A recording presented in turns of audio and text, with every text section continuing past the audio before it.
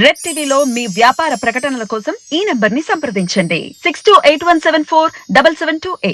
నమస్తే. ప్రస్తుతం మనతో పాటు TDP spokesperson Latha Suryadevara గారు ఉన్నారు. ఆవిడతో మాట్లాడదాం. నమస్తే మేడం. నమస్తే మేడం, పెద్దంటిఆర్ గారికి ఇప్పుడు భారతరత్న ప్రకటించే అవకాశం ఉంది కేబినెట్ లో అని చెప్పేసి చాలా వార్తలు వస్తున్నాయి. అంటే ఖచ్చితంగా వస్తుంది అని చెప్పేసి అంటున్నారు.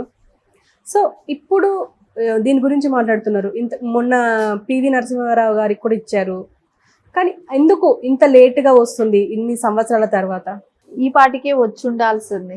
సో అందరూ తెలుగు వాళ్ళ ఆశయం, తెలుగు వాళ్ళు అందరూ కూడా కోరుకున్నారు. ఎక్స్పెషల్లీ తెలుగుదేశం పార్టీ కుటుంబ సభ్యులకు అందరికీ కూడా ఆ కళలాగా ఉండిపోయింది. ఎప్పుడు వస్తుందా.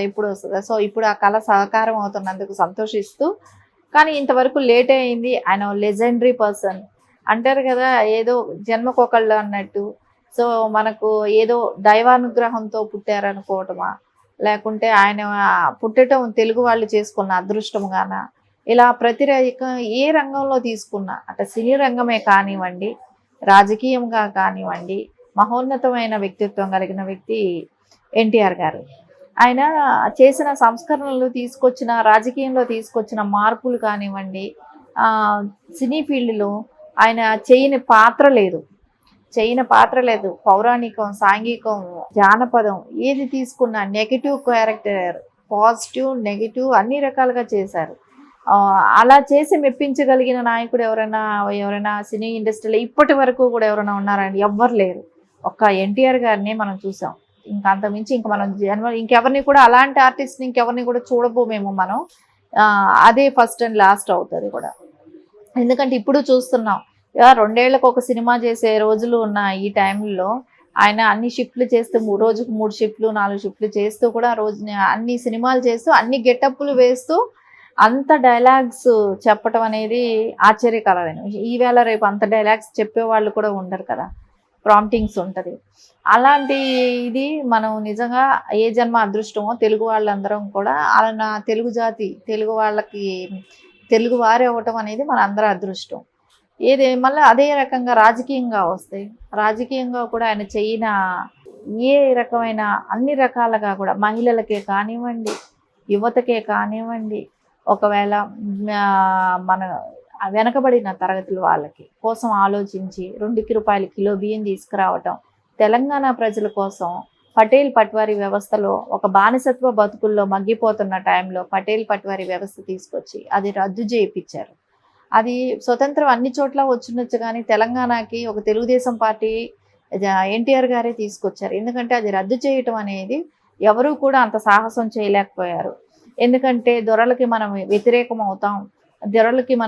అవ్వటం మన పార్టీకి డ్యామేజ్ అవుతుందనో కానీ ఇంకోటో కానీ ఎవరు కూడా ఆలోచించి, ఎవరు ఆ బానిసత్వం నుంచి విముక్తి తెప్పించాలని ఎవరు కూడా కోరుకోలేదు. అది ఒక ఎన్టీఆర్ గారే చేయగలిగారు.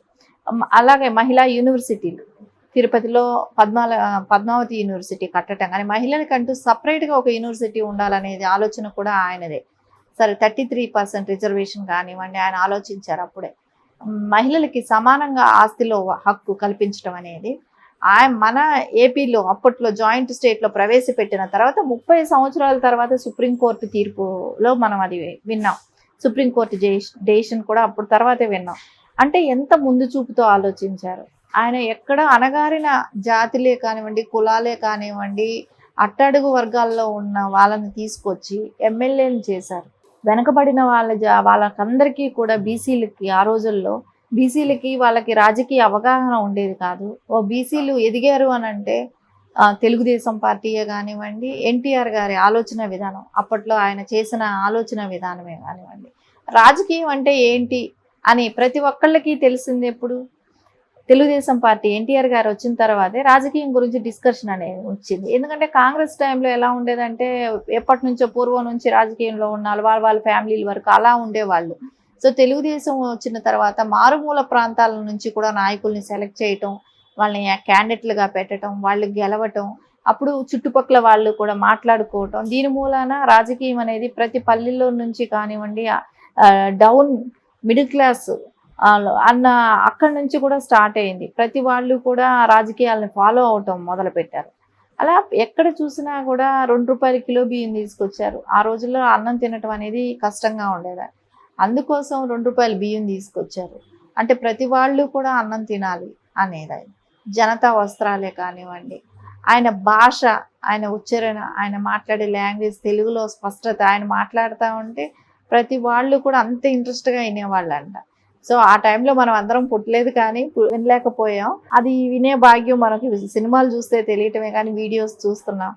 కానీ అలాంటి వ్యక్తిని మనం స్మరించుకుంటూ అలాంటి లెజెండరీ వాళ్ళతో మనం తెలుగు వాళ్ళుగా ఉన్నారని మనం అందరం గర్వపడటం తప్ప మనం ఇంకా ఆయనకి ఇప్పటికి వచ్చిన దానికోసమే మనం సంతోషించాలి. ఇప్పుడు గవర్నమెంట్లో బీజేపీలో వచ్చింది కాబట్టి సో మనం బీజేపీ ఇవ్వటం కూడా మనం అలా ఇస్తే మనం సంతోషించటం, ఇవ్వకపోతే ఇవ్వమని అడగటం ఇదే చేస్తున్నాం. ఈసారైనా మనకు అది రావాలి. ఒక ₹500 కాయిన్ అయితే మనం ఇది చేశారు. పురంధేశ్వరి గారు స్టాండ్ తీసుకొని చేయగలిగారు. సో అదేలాగా భారతరత్న కూడా ఇస్తే సంతోషంగా ఉంటుంది. నారా చంద్రబాబు నాయుడు గారు ఎన్నోసార్లు కృషి చేశారు భారతరత్న కోసం. సో ఈసారికైనా వస్తుందంటే తెలుగుదేశం పార్టీయే కానీ తెలుగు వాళ్ళు ప్రజలందరూ ప్రపంచవ్యాప్తంగా ఉన్న తెలుగు వారి అందరికీ కూడా చాలా హ్యాపీ మూమెంట్ ఇది. సంతోషంగా సెలబ్రేట్ చేసుకోవాల్సిన టైం. ఎందుకంటే తెలుగు వారిని ఇప్పటికీ గుర్తించారు, భారతరత్న ఇచ్చారు అనే దానికి. అలాగే వాళ్ళ కుటుంబ సభ్యులైన నారా నందమూరి కుటుంబ సభ్యులైనా కూడా వాళ్ళందరి కృషి కూడా ఉంది. ఇన్ని రోజులకు గాను వాళ్ళు వెయిట్ చేస్తూనే ఉన్నారు. వాళ్ళు ఎప్పుడు ఇస్తారా అనే ఒక ఉంటుంది కదా, అంత లెజెండరీ పర్సన్కి రాలేదనే బాధ అందరికీ ఉంది, మాకందరికీ కూడా, పార్టీ సంబంధించిన వాళ్ళందరికీ కూడా ఇప్పుడు రావటం అనేది సంతోషంగా ఉంది. అండ్ ఇన్ని రోజులు అంటే ఇన్ని సంవత్సరాలుగా రాకపోవడానికి గల కారణం అంటే చంద్రబాబు నాయుడు గారు ఆపేశారని, అంటే అడగలేదు అని, లక్ష్మీ పార్వతి గారు అంటే వైఫ్ కాబట్టి లాస్ట్ టైంలో ఆమెనే వైఫ్గా లీగల్ వైఫ్గా ఉన్నారు కాబట్టి ఆమె చేతుల మీద తీసుకుంటుందేమో అనే ఒక డౌట్తో రాలేదు అని చెప్పేసి కొంతమంది విశ్లేషకుల మాట. మీరేమంటారు? అదంతా ఒకటి ట్రాష్ అని అట్లాంటిది ఏమీ లేదు. సో ఇన్ని సంవత్సరాలుగా అడుగుతూనే ఉన్నారు రావాలని. మాకు ప్రతిసారి మహానాడులో తీర్మానంలో కూడా ప్రతి సంవత్సరం ఉంటుంది భారతరత్న ఎన్టీఆర్కి ప్రకటించాలి, ఎన్టీఆర్ గారికి అనేది అడగటం. కానీ ఎప్పుడు బీజేపీ గవర్నమెంట్ ఉన్నప్పుడు కూడా మనం ప్రతిసారి అడుగుతూనే ఉన్నాము. ఇప్పటికి గుర్తించారు.